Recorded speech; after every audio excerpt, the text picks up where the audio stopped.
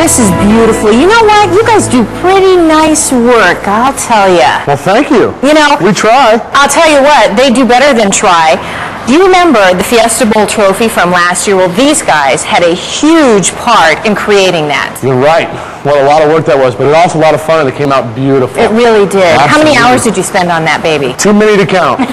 They even slept on the floor in the office for days. These are my friends here at Millennium Marble and Granite, Brett Heron here, and we are actually to the point where we're getting ready to shine this baby up and you're going to install it. So what do you do in order to make it look so beautiful before Well, the final stop? process is, you know, to clean it real good with an acetone so it gets all the oils from the hands and everything else from out the shop. And then we use our sealer on it so it'll protect the countertop for you so that if someone were to spill something on it, it won't stain the countertop. It repels all the liquids and oils and waters out of the fluids. Before you do that, let's talk about how durable it is, because we have a little knife here, and I could take this knife and ruin the knife.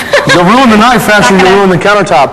You know, people always wonder, you know, can you put hot things on your countertops with granite? Oh, no, you can't. no. You know, we use torches quite a bit on the countertop surfaces to dry moisture out of them before we seal them, or if we're gluing them together or whatnot. And the only way you can do that is to dry them out. And the only way you can dry them out is with a lot of heat. Oh my gosh, it's probably hot. It's probably real hot right now. And this is, you know, this is a 1200 degree torch.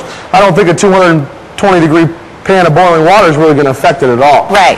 Okay. So once you clean it off with the acetone, you seal it before you send it out. Absolutely. So that way you know it's protected. What we do is we would apply this with a clean white cloth. Okay. You don't want to have any color in the cloth because it will bleed, and you don't want it to bleed into your stone. Ooh. Yeah. So very important to use clean white cloths. Okay. And then after that, you just pour it on.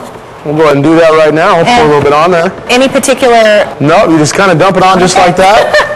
And just start wiping it around. Once you've got the whole piece covered, you allow it to stand for a couple of minutes so that it'll soak in. When it's done, just before it's all completely soaked in, you start buffing it off, and that's that. Really? And when you're done with that, the only thing you got to do at home is clean with a real mild soap and water. And that's the only care involved? That's really the only care involved. All right.